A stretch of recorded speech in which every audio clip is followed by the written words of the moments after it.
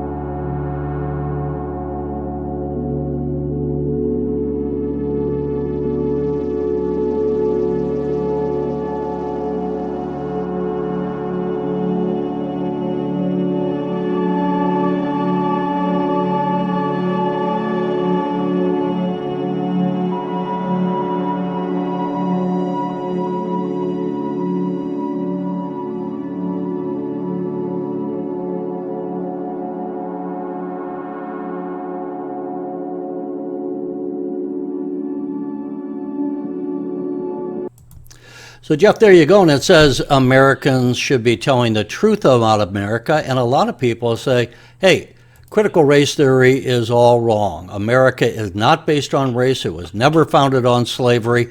And that's the point of contention. The thing is sweeping the country. Already has entered some schools around the country. It will enter in the fall and others. It's the clash is occurring in the school boards as parents are finding out about this. And in short, critical race theory came out of critical legal studies in the 70s. It's a radical view of the law that emerged into a radical view of history and a revisionist view of what America is about. That's it in a nutshell.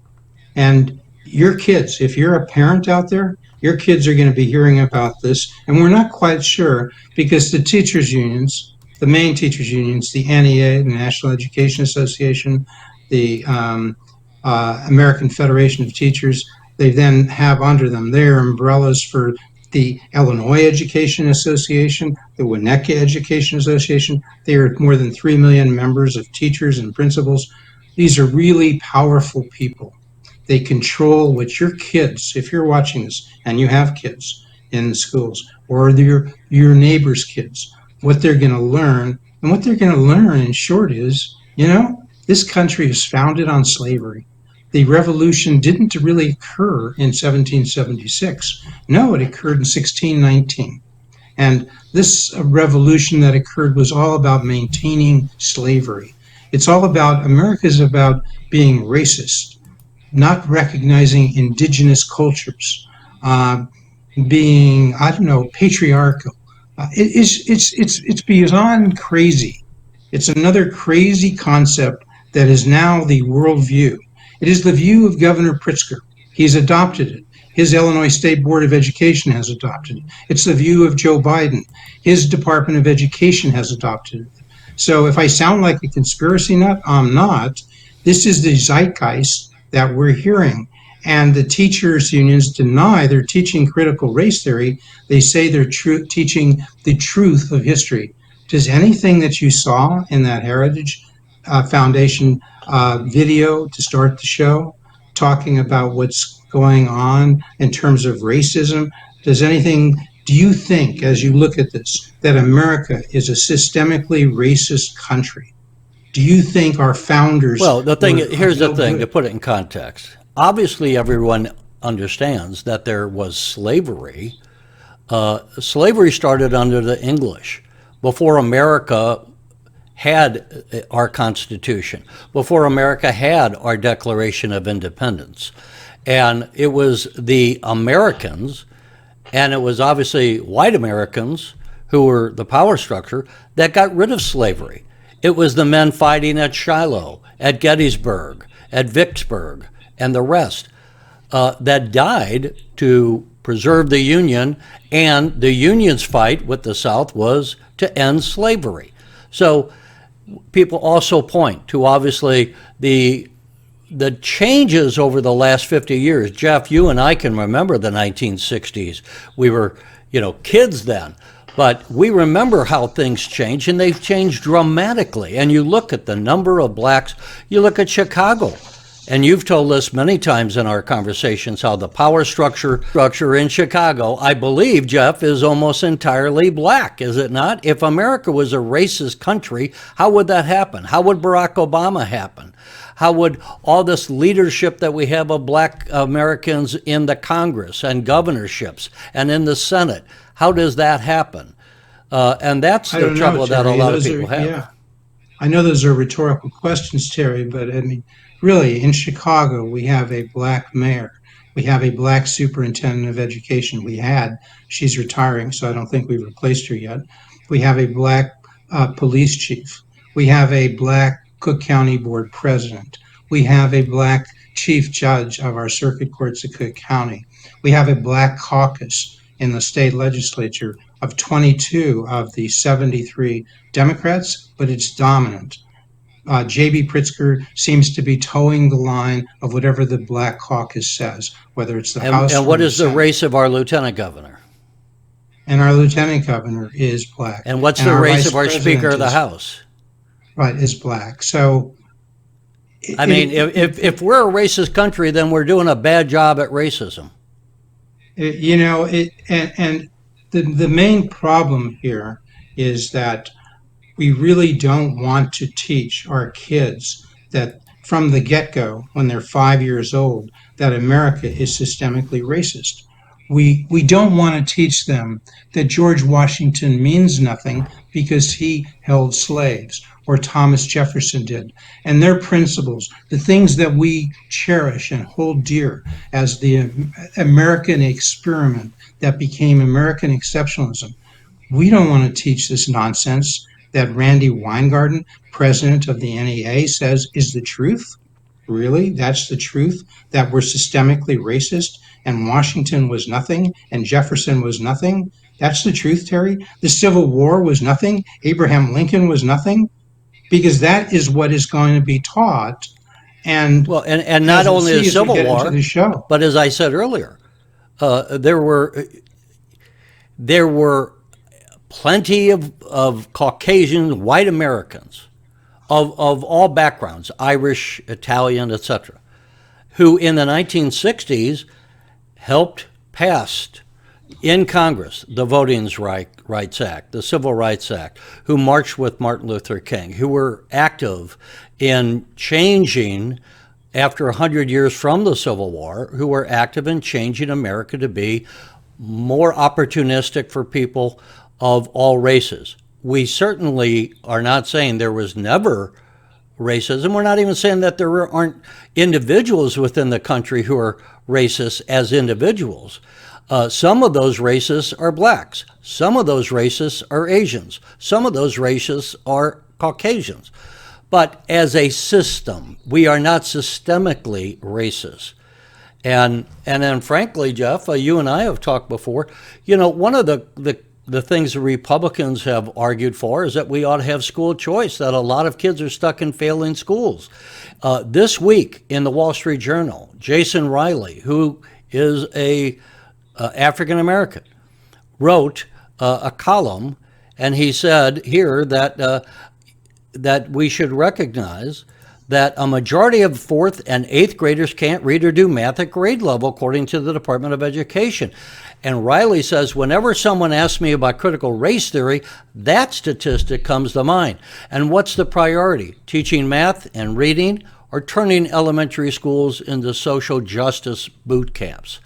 So, even worse, Terry, the statistic that comes to mind is one that Jason Riley doesn't mention, which in most inner cities, the realistic number of blacks and Hispanics and other minorities, but mostly blacks and Hispanics, the realistic number is not a majority of 4th and 8th graders can't read. No, it's much more than a majority. For blacks, it's something like 70% can't read, maybe as high as 75%. And so the situation is grave and much worse for minorities, and especially blacks, than it is for Americans at large. But it's not good. Ours, we are doing terrible in K through 12 education, and the states that spend the most, like Illinois, do no better and perhaps sometimes worse than other states. We outspend in the last 12 years Indiana and Florida. We went up, we're now 70. You'll see that if you go to wire points, you'll see that we are now outspending these states by something like 40 to 60%. Our growth in spending over the last 10 years was on an operating cost level at about 70%. These are extraordinary numbers in terms of what we're spending on American education, and we see very little as to what we're getting, which is we're flatlining. We're not getting improvement. And now we're trying to compete around the world with countries that are actually far less free than we are, have far less democratic institutions, and we're doing much worse because we have monopolies in education. And they come here often on the college level. We were doing much better. That's probably going to tail off. We were exporting because on the college and university level, we had competition, private and public schools competing. But for various reasons, that advantage is going to be much less. So let's just, we've gone to the slide by Jason Riley, and he's talked to basically what Jason is saying is hard to disagree with. The important thing is, are we educating our kids? And if we're not, how do we improve that education, especially for minorities? How do we make sure they're learning how to read, which is one of the most important things we can do? Instead, we are indoctrinating all of our kids with critical race theory. So we're not focusing on reading and writing and science and math. We're focusing, can we concoct a crazy view of history, and can we then force our kids to absorb it? Speaking of a crazy view of history, and one that is incorrect, from the Jason Riley editorial, he points out that the journalists who claimed the Revolutionary War was fought to preserve slavery earned a Pulitzer Prize. And on the issue of the Revolutionary War, Hannah-Jones's claim is simply false, he writes, because our current cultural etiquette requires pretending that isn't true because she's black. But Columbia University professor John McWhorter, who is also black, writes that someone who has received the Pulitzer Prize has received it for a mistaken interpretation of historical documents about which legions of actual scholars are expert. And meanwhile, her claim, the claim that is being broadcast, goes unquestioned in educational materials which are being distributed across the nation to children. And how are they going to know? They're going to think, well, that must be true. And the fact is, it isn't true. The fact is that they are distorting history through the prism of this critical race theory, which doesn't stand up to critical review. Right. The 1619 Project, it was written in the New York Times by the Pulitzer Prize winner, Nikole Hannah-Jones, who has then leveraged that into an offer of a tenured position, tenured. I don't think she's published anything else. And she tenured position in the School of Journalism at UNC-Chapel Hill. The trustees forced that to be rescinded, and it was taken away. And then other trustees, I guess, persuaded the university, no, it should be offered again. Finally, Jones said, she's going to take a Howard University appointment. But you see, we have slews of black kids primarily, also Hispanic kids who aren't learning how to read. And we have the fight about Nikole Hannah-Jones. Was the Pulitzer Prize warranted? Should she get tenure? That's what we're talking about. Look, the average person doesn't give a care about her Pulitzer Prize. What we do care about is that this is being taught to our students, our young students, and they're being brainwashed. That's what the opposition. And you now have people who never thought about going to a school board before across the country are flooding school boards and demanding that this be addressed. And you know, hey, this is democracy. This is how it's supposed to work. They have a grievance and they go to a local unit of government. The other thing is, some people, including Asian Americans, are saying critical race theory is itself racist. Number one, because it defines people by race, which is by definition racist. And in a recent interview with Kenny Zhu, who is the president of Color Us United, he was interviewed on Fox, and he made the point that, look, Roberts, I believe I'm saying this wrong. The reporter asked him and said, how is it if America's racist? Have Asians done so well in America?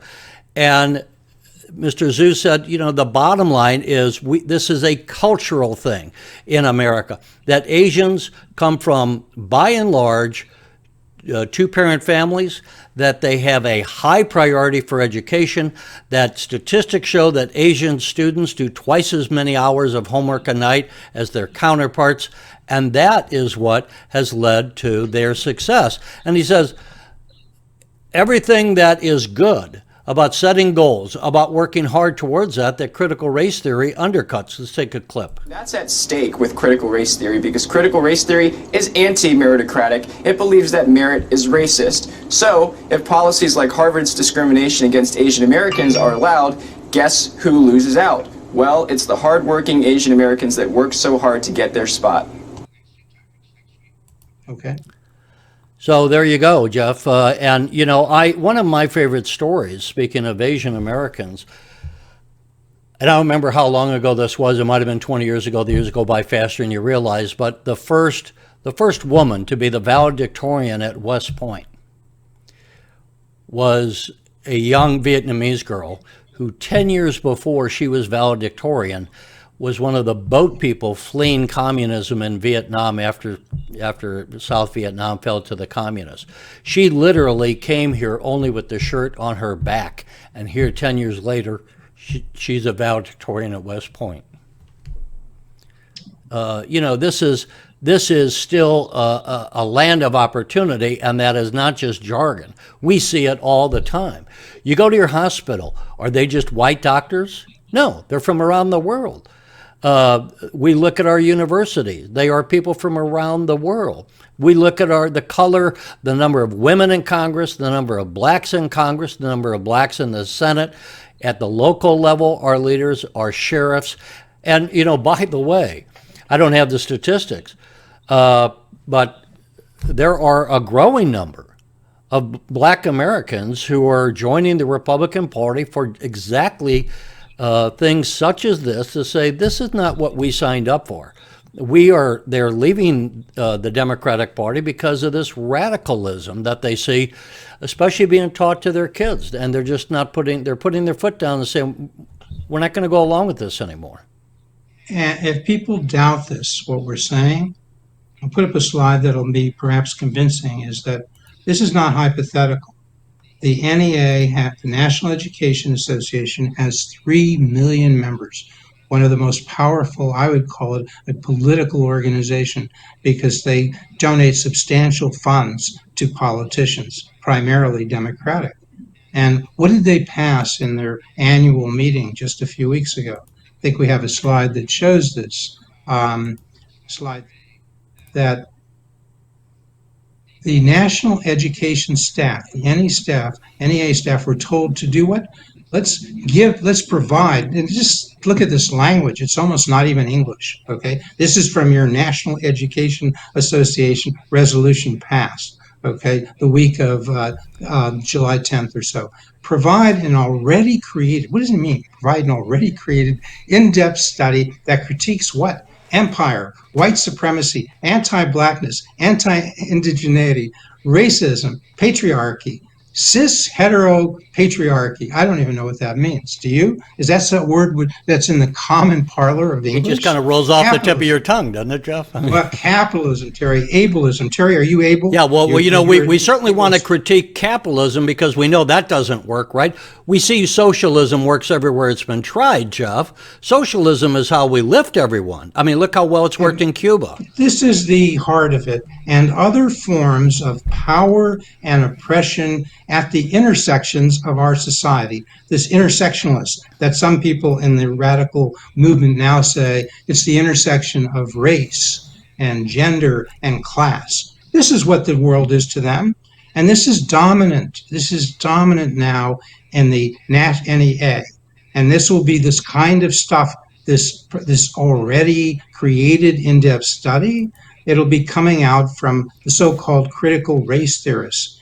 And what will it espouse? Okay. What do they want to do?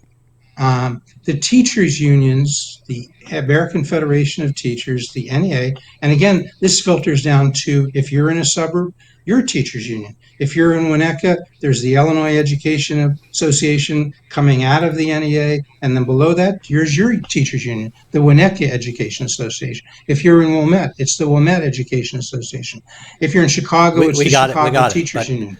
But the point is, I would also say, on the other hand, there are teachers unions, but there are any number of individual teachers who, who do not support this. They don't speak up. They're not in a position to speak up, but they say privately they don't want to be teaching this, and they're not buying into this. You have. But how? Go ahead. Excuse me, but how is this happening in Illinois? Let's take it home. And people say, how do you know this is going on, Jeff? Well, we have something called the Illinois State Board of Education, and those folks are appointed by the governor. And what do they want? They want implicit bias training.